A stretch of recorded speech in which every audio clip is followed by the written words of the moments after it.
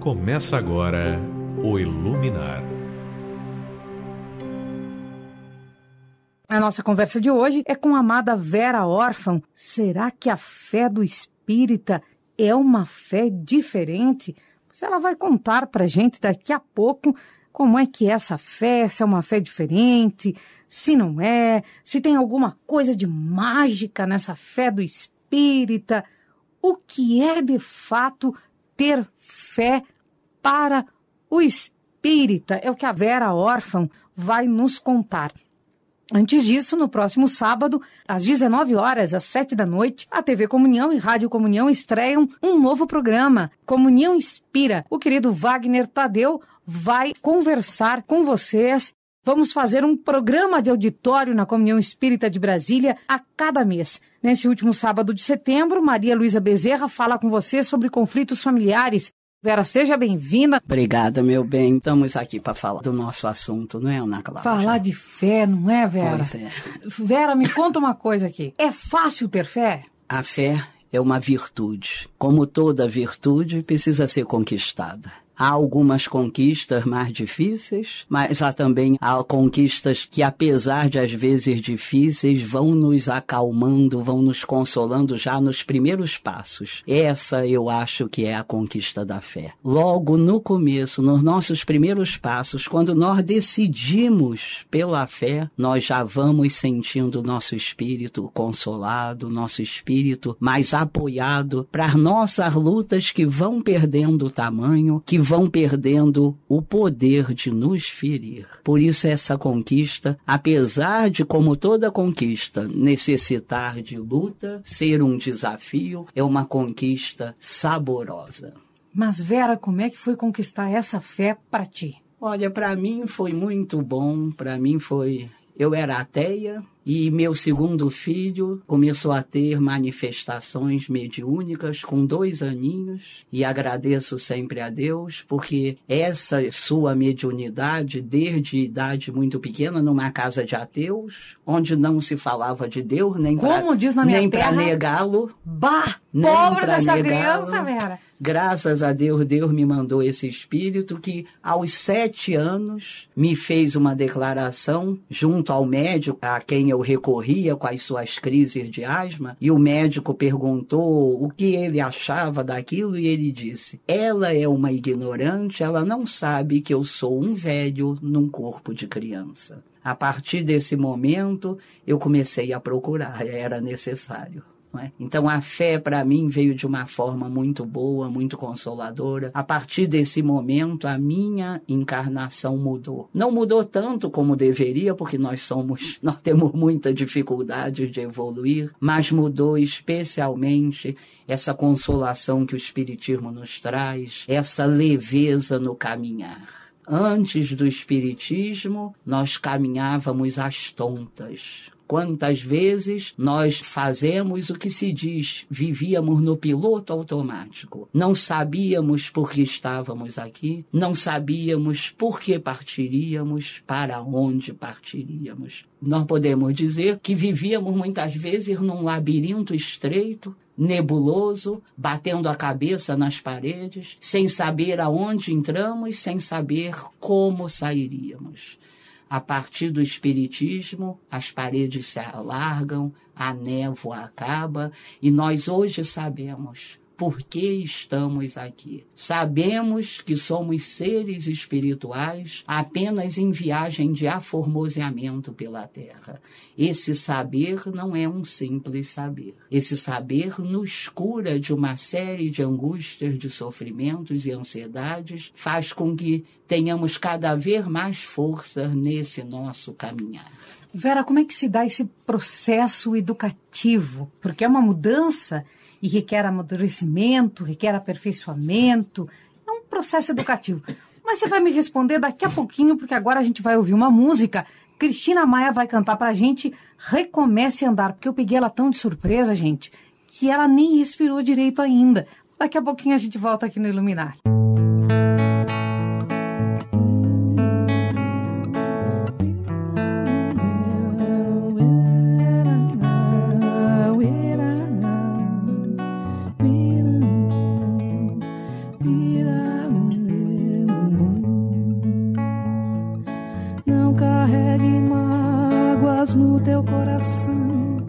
pra que se torturar assim?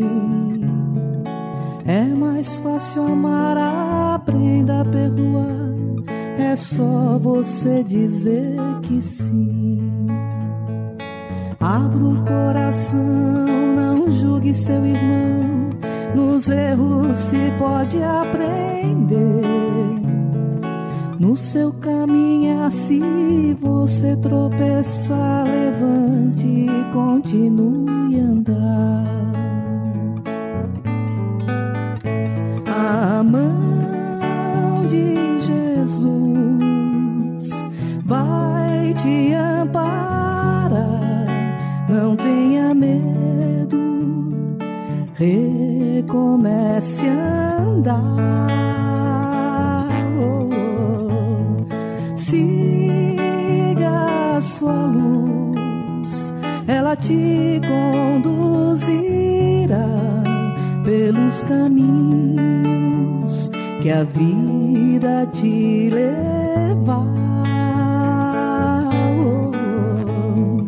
Sinta no ar o perfume do amor, que nasçam flores por onde você passa.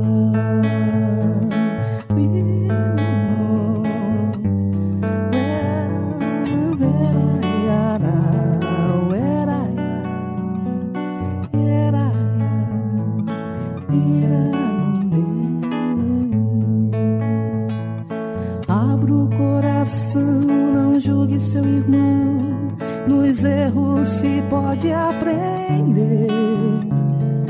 No seu caminho assim, você tropeçar, levante e continue a andar. A mão de Jesus vai te amparar, não tenha medo, recomece a andar. Siga a sua luz, ela te conduzirá pelos caminhos que a vida te levar. Sinta no ar o perfume do amor, que nasçam flores por onde você passar.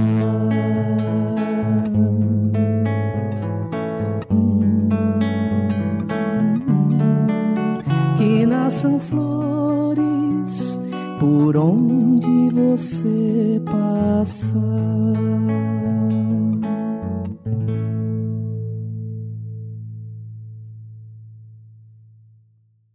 Voltamos com O Iluminar. Nós voltamos com Iluminar. Agora a Vera já deu uma respirada, né, Vera? Tá tudo bem tranquilo. Nós estamos em casa, na Comunhão Espírita de Brasília. Tá tudo tranquilo. O dia hoje foi muito quente nessa terra aqui. Nossa, 37 graus, 18 a umidade relativa do ar. E olha que eu sou uma pessoa calorenta, mas eu tava com frio nesse ar-condicionado aqui, Vera. Vera, me conta uma coisa. Se houve muitos equívocos em vários lugares, né? E um deles que acaba se ouvindo é que quem teve um carcinoma ou foi por falta de fé ou por falta de amor ou porque não sabe amar? Eu acho que a Vera pode me responder isso com toda a propriedade, né? Posso sim. Com a minha propriedade eu posso, porque tive meu bendito câncer há 18 anos, né? E vivi essa experiência já com o Espiritismo me consolando. Em nenhum momento perguntei por que eu. Quando as pessoas me diziam isso, eu respondia, por que não eu? Joana de Ângeles nos lembra que o câncer é um dreno maravilhoso de energias negativas.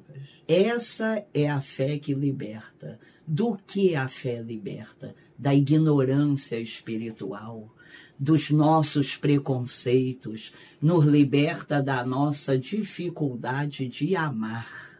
A fé nos liberta muitas vezes muito mais do que o simples conhecimento. O conhecimento estanque nos aprisiona na presunção. O conhecimento aliado à fé, o conhecimento refletido e ligando-nos ao Evangelho de Jesus, esse nos liberta.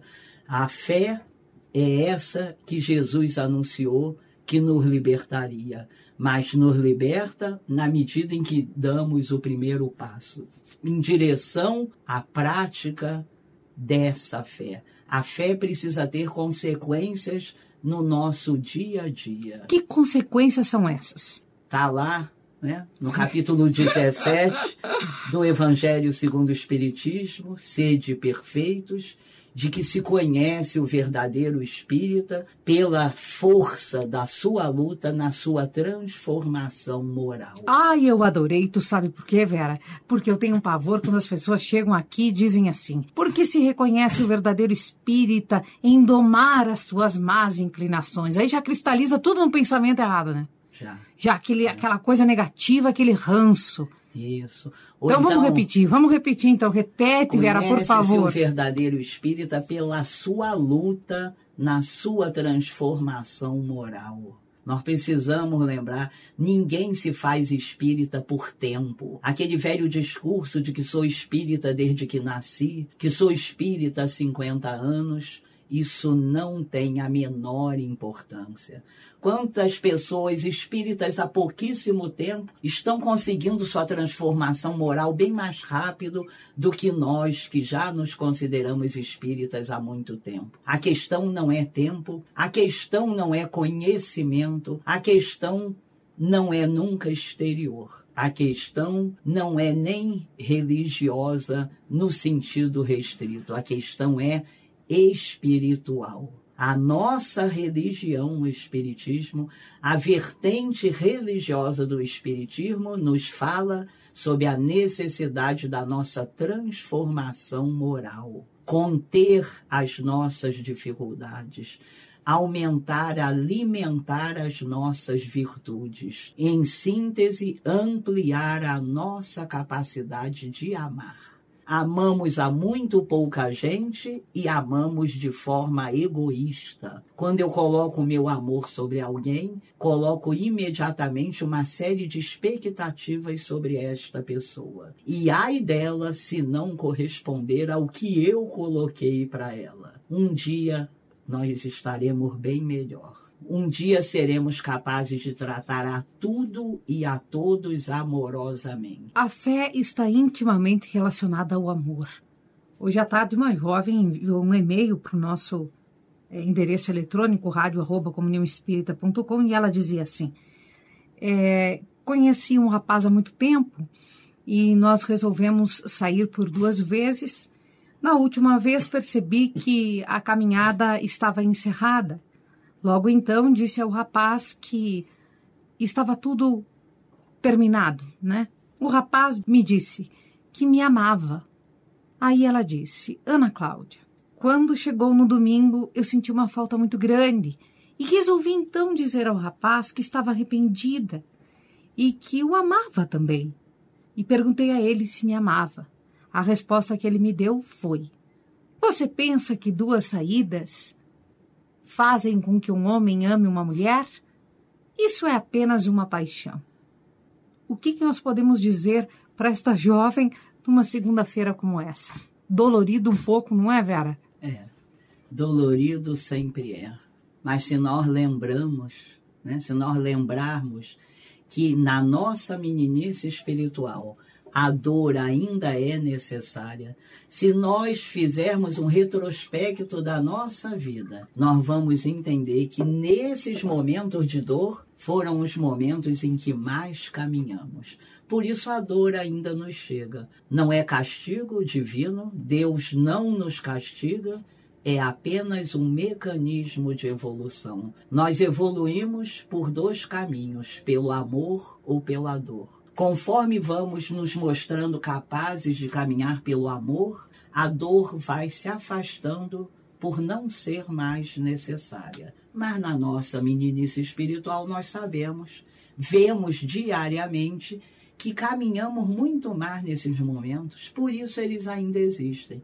Que a gente se forre com a nossa fé robusta, que a gente não dramatize a nossa dor. Divaldo Franco, há pouco tempo, numa entrevista, nos lembrou que diariamente, no mundo de provas e expiações, somos convidados a pequenos exercícios de renúncia, de abnegação, de dedicação ao próximo. Mas é Divaldo também que nos lembra que na nossa meninice espiritual chamamos esses pequenos exercícios de sofrimento. A partir desse momento, as crianças deixam de aproveitar a lição. Então, que não dramatizemos essas nossas dores. Todos nós temos muito mais o que agradecer a Deus do que pedir. Agradecer, nós especialmente, a bênção de conhecer o Consolador prometido por Jesus. É esse Consolador que nos ajuda a caminhar mais rapidamente rumo à evolução. Tem uma historinha que eu gosto muito, daquele rapaz que caminhava às 3 horas da manhã numa estrada no campo. Quem já teve essa oportunidade sabe que é uma escuridão imensa. Mas que é uma maravilha. E uma delícia. E esse rapaz que fazia esse caminho estava realmente gostando. Depois de um certo tempo, ele começa a ouvir que está sendo seguido por alguns passos. Ele tenta olhar para trás, aquela escuridão não o deixa ver nada. Ele continua caminhando, ouve esses passos ainda.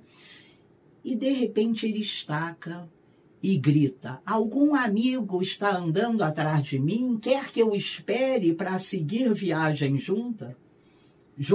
Ele espera um pouquinho e não recebe resposta.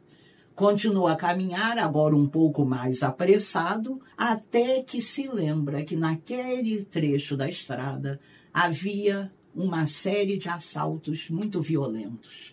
Essa lembrança o faz começar a correr. Imediatamente, ele sente que os passos que o seguiam também correm. Isso faz começar a correr mais ainda.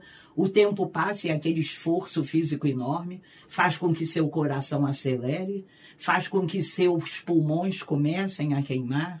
E quando ele acha que vai cair, que não vai conseguir mais manter aquele sacrifício enorme, ele passa por um pequeno bico de luz. Se aproveitando do momento, ele vira para trás e descobre que apenas estava sendo seguido por um pequeno burro do lugar que tinha esse hábito de seguir todos que passavam pela estrada.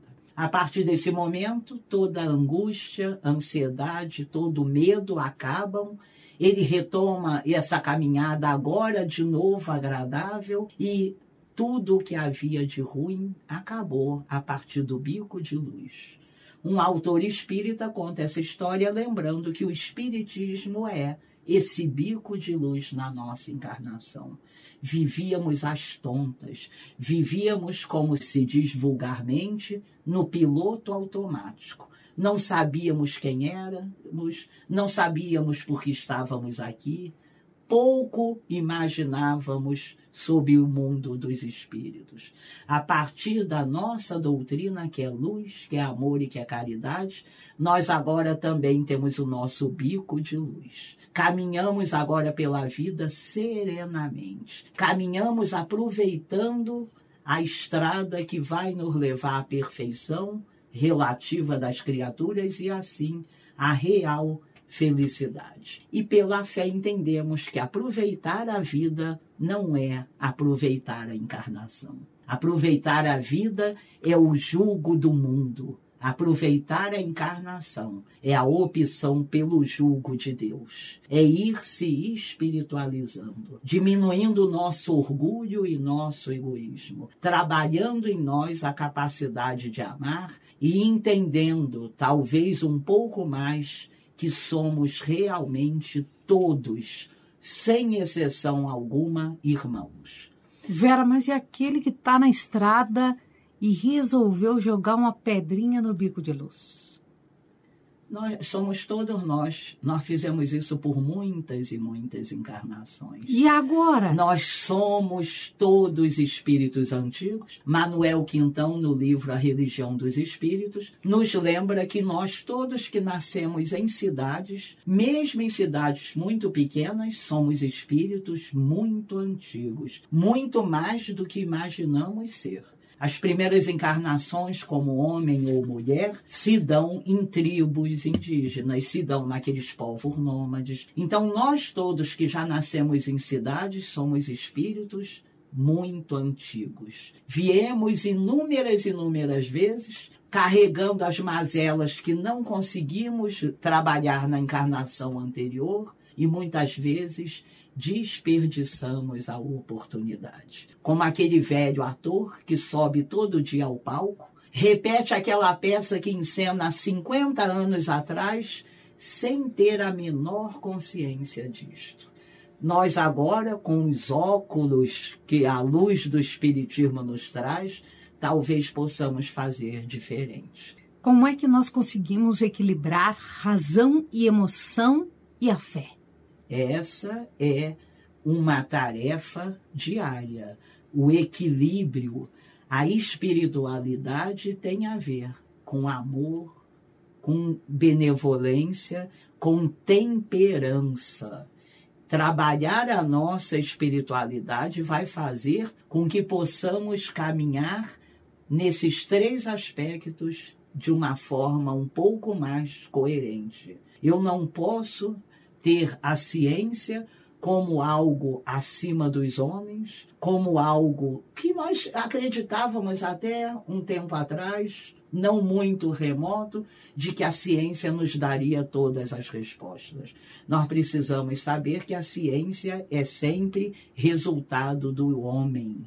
Daquele homem que está por trás do cientista, que financia a ciência. A ciência não nos dá toda a resposta, a não ser quando a ciência está ligada a uma fé. A fé é essa pedra fundamental. Não a fé religiosa, a fé espiritualizada. A fé que não está no culto exterior, a fé que não está na presença às igrejas ou aos centros, mas a fé que está em nós, quando diariamente, nas pequenas e grandes decisões, nós vamos decidindo caminhar pelo amor, ao invés de esperar que a dor chegue. Vamos escutar mais uma música? Elizabeth Lacerda canta Tocando em Frente aqui no Iluminar.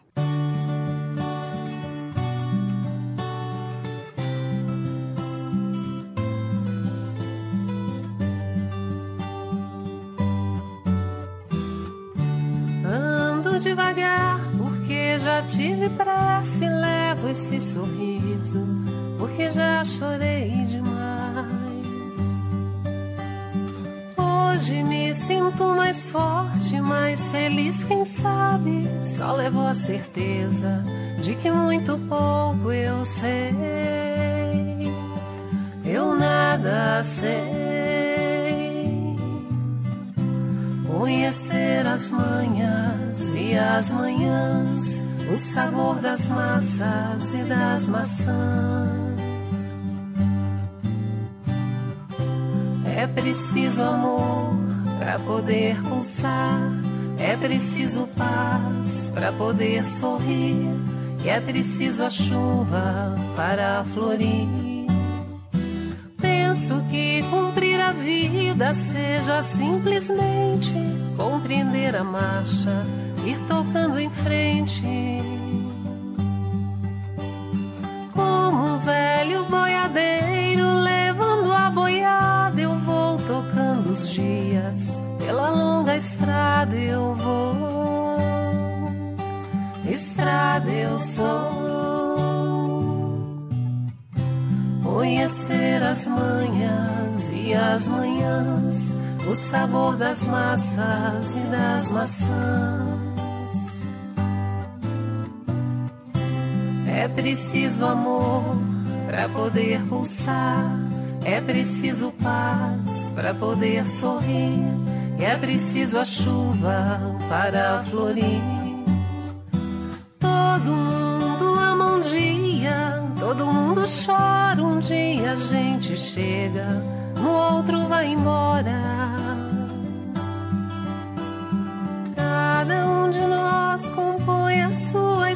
glória em cada ser em si, carrego o dom de ser capaz e ser feliz. Conhecer as manhãs e as manhãs, o sabor das massas e das maçãs.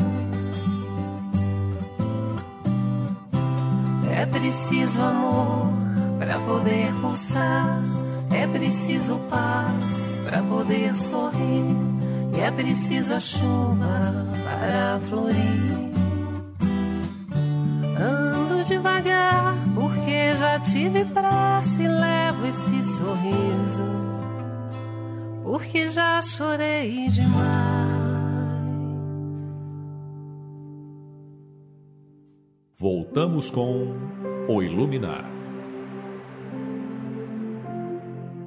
Vera, conta pra gente como é que foi quando tu recebeste o diagnóstico que estava com câncer. Foi muito tranquilo para mim, graças a Deus. Eu já tinha toda a intuição de que estava. No início, os médicos acharam que não. Foi detectado um tumor na minha mama e tinha o aspecto de benigno, segundo os primeiros exames, mas eu o tempo todo tinha a intuição de que era câncer. Então, por essa intuição, por essa ajuda desses nossos irmãos iluminados, eu tive muita tranquilidade, não foi surpresa para mim. Surpresa para mim foi a reação de algumas pessoas, ver o preconceito que ainda cerca essa doença, que não tem nada de especial. Todos nós temos saúde imperfeita porque estamos no mundo de provas e expiações. Importante nós lembrarmos que saúde perfeita, relacionamentos perfeitos nos aguardam em mundos melhores. Nos aguardam a partir da nossa evolução. Teremos tudo isso e muito mais que ainda nem conhecemos quando conquistarmos essas virtudes que precisam ser conquistadas. Então, nós precisamos desmistificar o câncer, a AIDS, tantas outras doenças envolvidas, ainda envoltas em preconceitos. Nós espíritas precisamos ter mais caridade na nossa fala, especialmente nas nossas casas, sobre as doenças, sobre o suicídio. Nós precisamos ser caridosos. Precisamos lembrar que a misericórdia divina é muito maior do que a nossa. Ainda estamos lá na primeira revelação de Moisés, achando que o que serve é o olho por olho, o dente por dente. Ai de nós se assim fosse. A misericórdia divina é imensamente grande. Essas doenças vêm como fruto da nossa imperfeição, mas qualquer doença. Todos nós temos corpos grosseiros que se desgastam e esse desgaste traz doenças. Não podemos discriminar ou culpar as pessoas por ficarem doentes. Somos seres imperfeitos, habitando momentaneamente corpos grosseiros que naturalmente adoecem. Quando nos aperfeiçoarmos, quando formos para moradas melhores, nossos corpos também serão menos grosseiros e essa menor grosseria fará com que a maioria das doenças diminua. Diminuindo também a nossa ignorância, os nossos preconceitos que tanto sofrimento trazem a nós e aos outros também desaparecerão. É sempre a evolução. E aí vamos chegar ao que Paulo disse aos Gálatas, não é? É isso. Paulo, esse nosso apóstolo querido, fazia em diversos momentos a diferença entre ser religioso e ter espiritualidade. Parece que esse é o caminho de uma maior coerência. Todas as pessoas que frequentam religiões se dizem seguidoras ou do Cristo nas religiões cristãs, ou de Maomé, ou de Moisés. Será que todas essas pessoas que têm formalmente uma religião são pacíficas? São amorosas? Será que todas essas pessoas são honestas? São caridosas? Paulo nos falava sobre isso. Na carta aos Gálatas, no capítulo 5, mencionou os frutos da espiritualidade: o amor, a bondade, a fé, a mansidão e a temperança. A coerência precisa ser buscada. É preciso coerência no nosso dia a dia. Precisamos trazer Jesus, no caso de nós cristãos, para o nosso coração. Nós temos Jesus nos nossos lábios, na nossa cabeça, na nossa memória. Ou ainda crucificado lá. O que parece ainda ter algo mágico, algum apelo mágico a nós. Lembramos tanto do Monte do Calvário e esquecemos do Monte Tabor. Lembramos tanto do Cristo crucificado e não lembramos do Cristo quando mostra a sua luz imensa, se colorindo, se iluminando enormemente, como fez no Monte Tabor. Faz parte ainda da nossa meninice espiritual. Assim também no nosso dia a dia, nós tendemos a ver o mal ao invés de ver o bem. Não é só a mídia que faz isso, buscando uma audiência triste, uma audiência que se maltrata diariamente. Nós, individualmente, nós aumentamos o mal e esquecemos o bem. Se nós começarmos a fazer esse exercício contrário, começarmos a ter ódios bons, como Jesus nos ensinou, nós vamos ver que, por exemplo, o trabalho voluntário cresce no mundo de forma vertiginosa. Mas somos nós, na nossa meninice, que apenas vemos o mal. Aqui na Comunhão Espírita, a cada semestre, o número de alunos cresce enormemente. Se nós formos contar alunos de aula presencial e da educação à distância, nós estamos por volta de 5.000 alunos. São pessoas que semanalmente tiram 1h30 da sua vida mais comum, mais material, para tentar sinceramente melhorar. Estamos melhorando, o bem cresce vertiginosamente. Dizer eu te amo é um exercício de fé? Pode ser. Pode ser quando esse eu te amo vem do íntimo do nosso espírito. Essas declarações, eu te amo, e outras foram muitas vezes banalizadas por nós. Como aquela célebre oração que Jesus nos ensinou, o Pai Nosso, que nós ouvimos nos templos mais ricos, nos templos mais pobres, que nós repetimos muitas vezes na nossa família, no nosso templo religioso, sem pensar e sem sentir o que diz essa bela oração, a única que Jesus nos ensinou. É por não sentirmos o que falamos que ainda estamos num mundo de provas e expiações. E às vezes ainda se escuta alguém dizer assim, eu não sei fazer prece, então vou fazer o Pai Nosso. Pois é. Aí complicou tudo, né, Vera? Porque não sabe nem o compromisso que está dizendo ali com aquele Pai Nosso que estais no céu, né? E se impede a própria pessoa com essas crenças limitadoras, impede a sua evolução. O que nós precisamos lembrar? Uma prece não precisa ser uma prece decorada, não precisa e não deve ter palavras que nós muitas vezes nem entendemos. Uma prece só precisa ter sinceridade. Um pensamento em direção a Deus, um pensamento em direção ao meu espírito protetor. Quando ele é sincero, ele é uma oração. Com a nossa evolução, nós vamos aprender, inclusive, a viver em estado de oração. Quando nós buscamos conscientemente manter-nos ligados a Deus. É claro que nós hoje ainda não conseguimos isso por muito tempo, mas esse é o caminho. Sair do religioso e ir para o espiritual.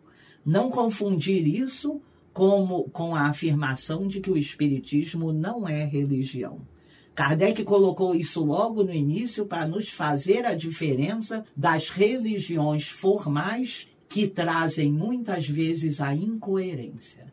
Mas Kardec também colocou que é religião, sim, no sentido de busca de transformação moral. Emmanuel nos trouxe o famoso triângulo de Emmanuel, onde ele mostra os vértices baixos, ciência e filosofia, e o vértice mais alto, o viés religioso. É esse aspecto religioso que nos abre para a transformação moral, pedra fundamental na nossa evolução. Como é que nós adentramos ao ser espiritual que já está guardado dentro de nós? Talvez seja desenvolvendo o que alguns autores chamam de consciência reencarnatória. Não é um conhecimento fora de nós, é termos a consciência. Somos todos espíritos em viagem de aformoseamento pela Terra. Esse corpo que hoje usamos não somos nós. Nós não somos esse corpo. Esse corpo é uma vestimenta que nos abre para uma série de experiências, mas que também não nos deixa ter uma outra série de experiências. No momento em que esse corpo que hoje uso acabar, me der todas as experiências que preciso, esgotar as suas possibilidades, eu preciso deixá-lo aqui.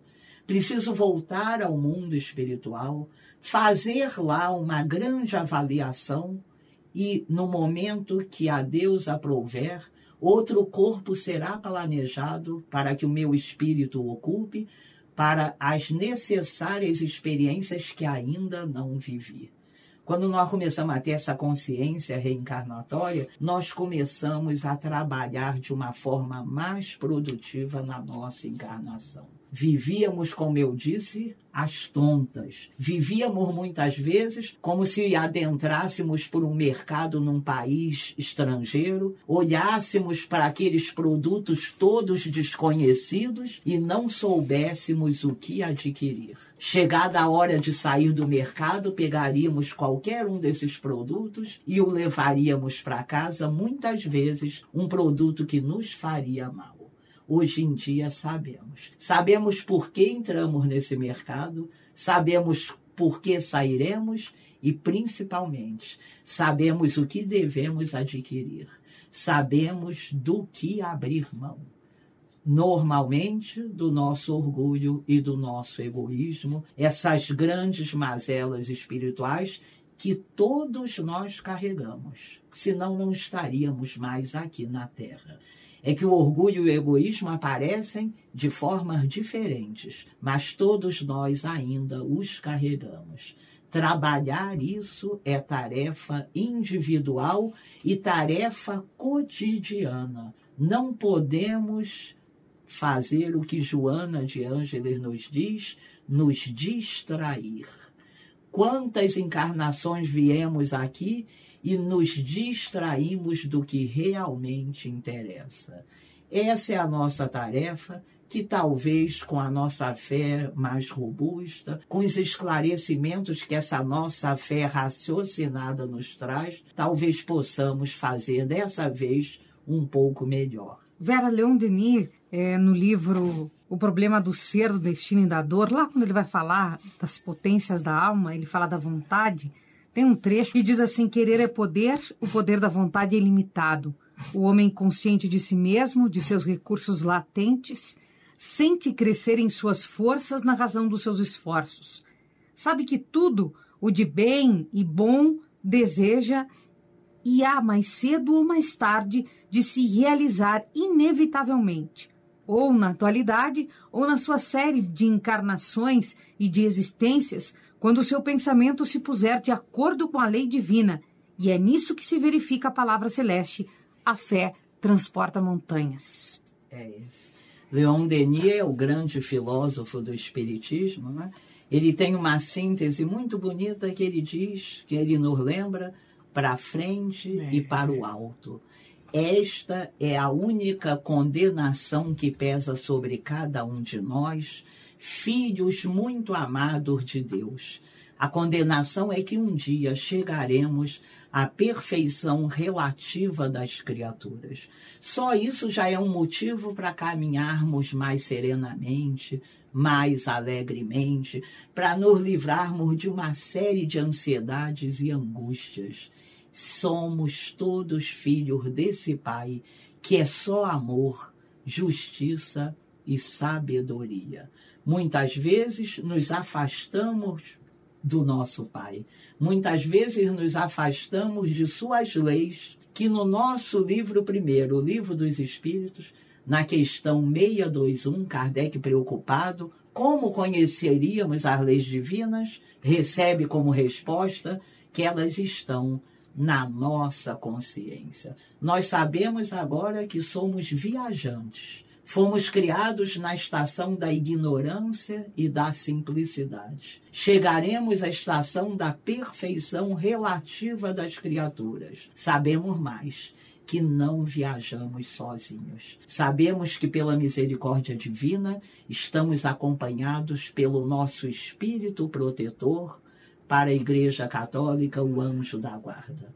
Pergunta 495 do Livro dos Espíritos. Kardec, preocupado com os nossos comportamentos, as nossas incoerências, pergunta se esse Espírito protetor em algum momento nos abandonaria. Recebe como resposta que jamais. Quando insistimos no erro, esses grandes amores nossos apenas se afastam momentaneamente para que o nosso livre-arbítrio seja respeitado, mas jamais nos abandonarão. Então sabemos que estamos viajando, que a estação final é a perfeição relativa, onde não haverá mais sofrimento, angústia, ansiedade, onde apenas vibraremos pelo amor. Sabemos dessa nossa companhia e temos a única bagagem necessária.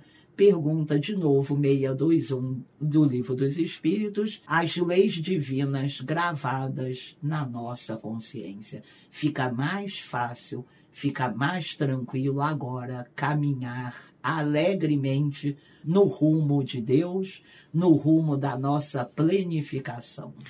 Vera, qual é o nosso papel como cristão ao receber os diferentes irmãos que não só chegam à nossa casa espírita, mas que nós encontramos pelo caminho nesta jornada educativa? Emmanuel tem uma das muitas mensagens de Emmanuel, naquela série Fonte Viva, ela tem o título de As Cartas do Cristo, nos lembrando da necessidade de sermos nós as cartas vivas do Cristo. O que é ser carta viva do Cristo? É trabalhar essa coerência que muitas vezes é deixada de lado. Nós muitas vezes somos capazes de falar, de memorizar páginas e páginas do Evangelho, mas não nos encontramos ainda aptos a viver pequenas linhas. Ajudar, acariciar, acolher, encontrar todos os irmãos de qualquer religião, de qualquer orientação sexual, de qualquer nível de escolaridade, faz parte do papel de ser carta do Cristo. Trabalhar voluntariamente, não só no trabalho voluntário formal, mas no dia a dia, nas 24 horas, a cada vez que nos relacionamos com qualquer irmão. Não discriminar a ninguém. Encontrar em cada pessoa que se relaciona conosco, mesmo que rapidamente, esse outro filho de Deus, que merece, sem dúvida alguma, amor, respeito e amizade. Não excluir a nenhuma dessas pessoas, especialmente essas que fazem parte de grupos discriminados pela sociedade. Ser carta de Cristo é agir cristamente. Para nós ainda não é possível agir o tempo todo dessa forma, mas diariamente nós podemos e devemos fazer exercícios de ser cartas do Cristo. Nós vamos ouvir mais uma música e daqui a pouco nós voltamos. Vera, passou tão rápido que quando a gente voltar da música já está na hora do até breve, mas você vai voltar em outubro aqui, né?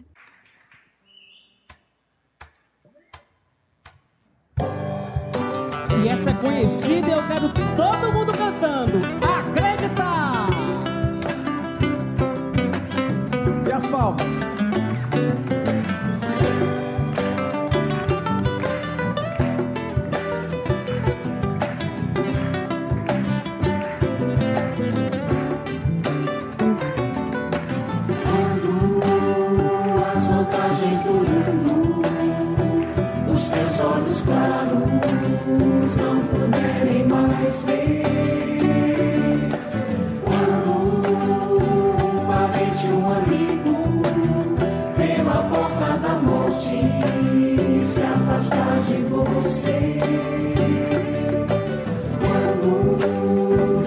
sentir sozinho, o abandono que fere se apossar de você.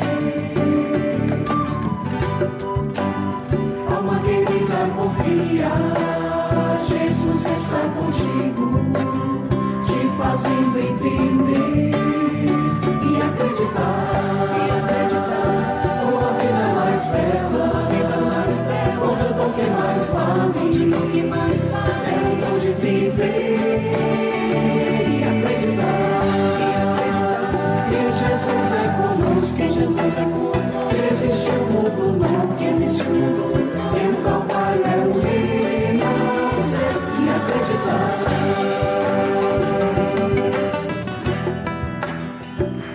Quero ver esse coral cantando agora. Vocês sabem.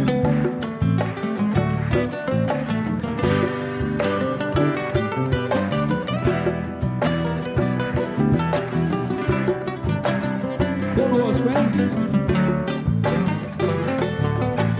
Quando as vantagens do mundo os teus olhos claros não puderem mais ver, quando um parente, um amigo pela porta da morte se afastar de você, quando te sentirem sozinho, o abandono que fere se apossar de você. Alma querida, confia, Jesus está contigo, te fazendo entender e acreditar. Uma vida mais bela, onde o dom que mais vale, é o dom de viver e acreditar. Que Jesus é conosco, que existe um mundo novo, que o Calvário é o renascer e acreditar.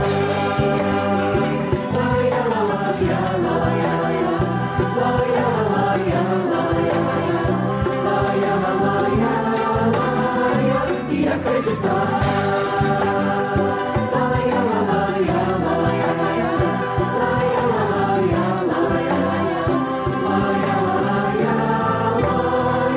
E acreditar.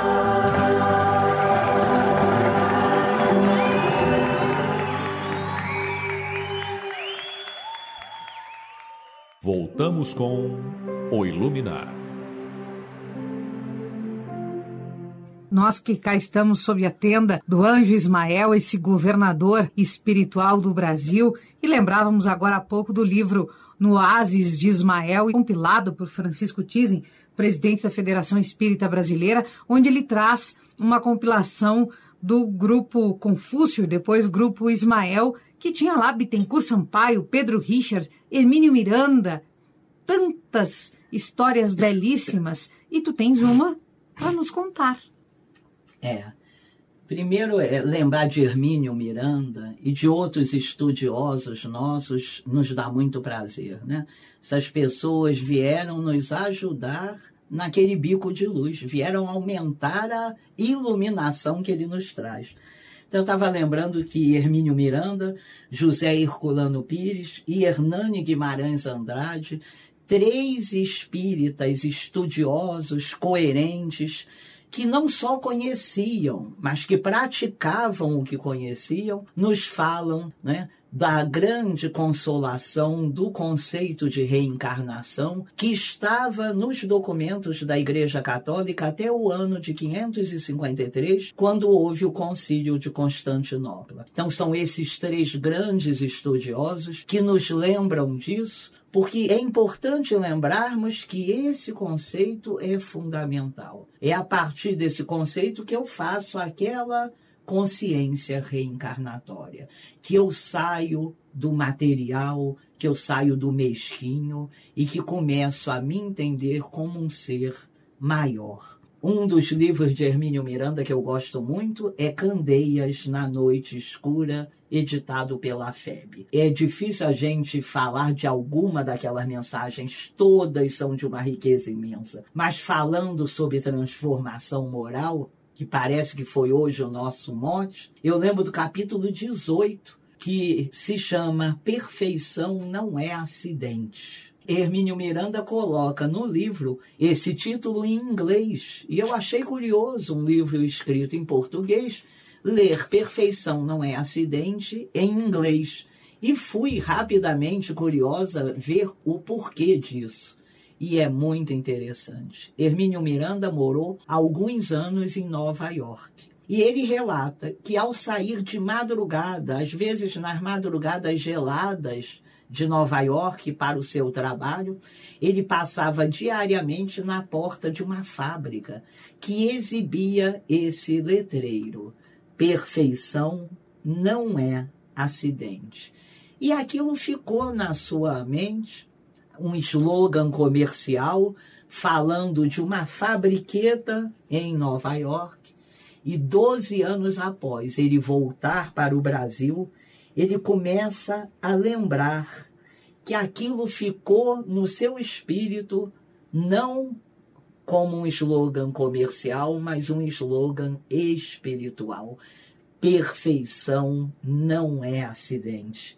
A perfeição vem de um esforço individual que precisa ser buscado sem desfalecimento para que possamos vencer nossas fraquezas e nossas deficiências. Essa é a nossa literatura espírita, que nós muitas vezes deixamos de lado. Esse é um benefício que está ao nosso dispor 24 horas. Nossa grande literatura espírita, especialmente as obras de Chico Xavier, Divaldo Franco, Leon Denis, Ivone do Amaral Pereira, Marlene Nobre, Sueli Caldas e tantos outros, Eliseu Rigonati. Fica difícil citar tantos, mas é preciso citar aí de novo Hermínio Miranda, Herculano Pires e Hernani Guimarães Andrade, que trazem para nós, e é claro que nosso querido missionário Chico Xavier, que nos trazem não um conhecimento qualquer, mas um conhecimento que nos liberta das maiores dificuldades quando bem tratado por nós. Quando não tratado apenas intelectualmente, mas quando sentido, quando trabalhado intimamente, e que vai todo esse conhecimento fazendo aquele trabalho do bico de luz sobre o qual falamos. Vera, nós queremos te agradecer profundamente a tua participação aqui no Iluminar. Voltas em outubro, depois combinamos a data e combinamos o tema, porque agora tu és nossa aqui. Vamos te dar só um tempinho para tu aproveitares a tua terra, que se Deus quiser te esperará com um sol magnífico na próxima semana, e depois te daremos umas férias em novembro, mas em seguida, em dezembro, tu já vais estar conosco aqui em uma das segundas-feiras. Nós vamos agradecendo Curitiba, Salvador, Goiânia, Brasília, Santa Maria, no Rio Grande do Sul. As palavras finais são tuas. Eu queria agradecer essa grande oportunidade, lembrar a todos nós que é realmente sempre uma grande oportunidade. Quando podemos falar, quando podemos ler, quando podemos pensar a vida, as pessoas, os fatos, com os óculos especiais que a nossa doutrina nos traz, esta é uma oportunidade imperdível. Agradecer a tolerância de todos, agradecer pela paciência de me ouvir e me colocar à disposição, porque nós, os trabalhadores da última hora, não temos tempo a perder. Quem me conhece deve estar pensando assim: não faz isso não, Vera, se colocar à disposição numa hora dessa. Mas que nós tenhamos aí uma excelente semana, um beijo apertado, um suspiro dobrado, como dizia o poeta, de amor sem fim, e que tenhamos o Evangelho como guia, o esquecimento do mal como estratégia, a prece como fortaleza e a consciência tranquila como consolo. Um beijo grande. O Iluminar volta na próxima segunda-feira, às 9h, direto de Pernambuco, com a Adeilson Salles falando do comportamento do jovem em 2015. Não perde não. E a Vera? A Vera segue com a gente. Um beijo grande no coração de todos e até segunda.